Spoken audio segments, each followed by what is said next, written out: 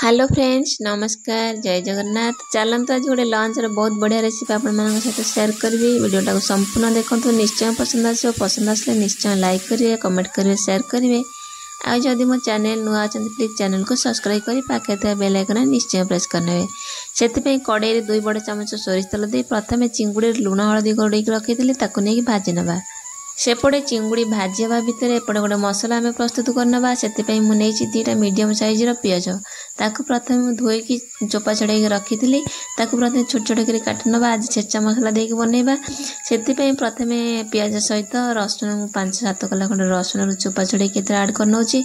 ता सहित half inch अदा को देदेबा और सब एकाठी मिसेकी छेची नवा। हेमदस्तार छेची आपण चाहिए शिଳରେ बाटी पारे कि ग्राइंडर दर छेचा कर छेची माने ग्राइंडिंग करें। मोर चिंगुड़ी माछ भाजी होता मुझे काढ़ी नहीं। गोटे बड़ चामच देदेबा सोरिष तेल, ता सहित 2-4टा लवंग, गोटे गुजराती, डालचीनी, गोटे तेजपत्र, हाफ चामच देदेबा जीरा। ताकू भाजी नवा। से भलसे फुटीगला आम आगुरी छेचिक रखिदेबा छेचा अदा पियाज रसुण को एका साथ आड करनवा। ये मुझे स्वाद अनुसार लुण को सब आड करनौ। से आप चाहिए अल्प टिके लुण ये आड करी पर सब स्वाद अनुसार लुण को आड करें। मुझे स्वाद अनुसार एका साथ लुण आड करदे जहाँफल पियाज जल्दी मेल्ट हो भाजी हो परफेक्ट पूरा भाजी हो कम तेल भाजी आ तेल बहुत बड़ी पड़ो लगे जो अधिक तेल पड़ला भाई। से मुझे एका साथ ही लुण को आड करदेली जो कोबी को अनुमान करी आपण निज हिसाब से पर आड करेंगे। अल्प ये पियाज आड करें। ता सहित मुझे नहीं 2टा मीडियम साइज माने टिके टमाटो पाचिला टमाटो ताकू पूरा पतला पतला काटिदेबा जहाँफल तरकारी दवा बहुत बढ़िया लगे। सेपटे आमर मसला को मझे मझे कषा।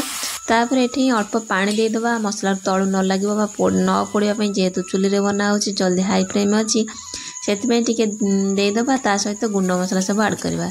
मेठी नहीं गोटे बड़ चामच चिकेन मसला, हाफ चामच जीरा, हाफ चामच धनिया गुंड, काश्मीर लंका गुंड, ता सहित राग लंका गुंड और हल्दी गुंड से सब को दबा। मसला तेल अलग हाँ पर्यटन कषा। ये मसला तेल अलग हो गला माने जेहेतु पियाज तेल पकई देती से तेल अधिक होगला। पानी देला फल सब गुड़ाक मेल्ट होगला। ता सहित हाथ में कस्तूरी मेथी क्रश करके देदेबा और हाफ चामच गरम मसला और काटिक रखी कटा टमाटो को आड करनवा और कसौवा मझे मझे कषेबे जहाँफल मसला तलू लगनी पोड़बनी। अल्प अल्प पानी देके मसला मेल्ट हम और टमाटो बढ़िया से सफ्ट हो पर्यंत आम कषा। सेपटे मसला कषा भितर आम ये गोटे पत्र कोबी की प्रथम धोईकी रखी नहीं पूरा छोट छोट करमती काटि नवा।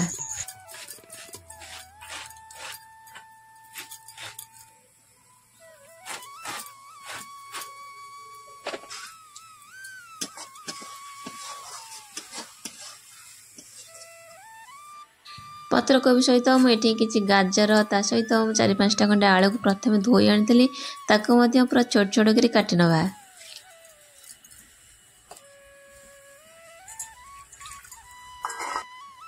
आगुरी चोपा छड़ाई किसी फ्रेश ग्रीन मटर देदेली ता सहित भाजिक रखिदा चिंगुड़ी किसी आड करनेली। ता सहित एठी देदेबा आम आगुरी जो काटिक रखीचे आलू को आड करनवा। ता सहित पत्र कोबी को आड करनवा।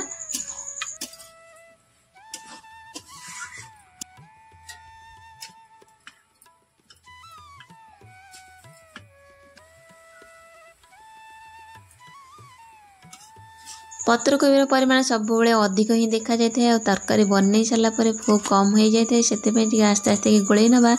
तापर कवर दबा सीझापी छाड़ा जहाँफल पत्र कोबी टे सफ्ट हो बढ़िया भाग में आमको गोलैया सुविधा हम।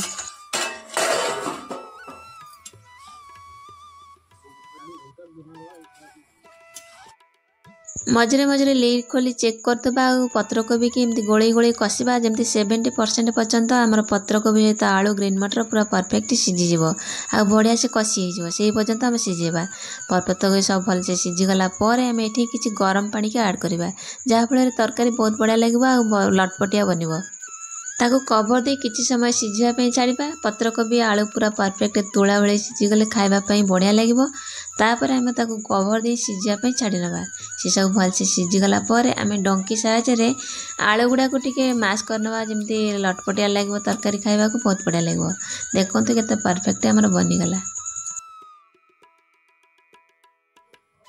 ଆଜିର ଲଞ୍ଚରେ ମୁଁ ବନେଇଥିଲି ଉଷୁନା ଭାତ, ତା ସହିତ ଡାଲମା, ତା ସହିତ ପତ୍ରକୋବି ଚିଙ୍ଗୁଡ଼ି ମାଛ ପକେଇ ଛିଞ୍ଚେଡ଼ା।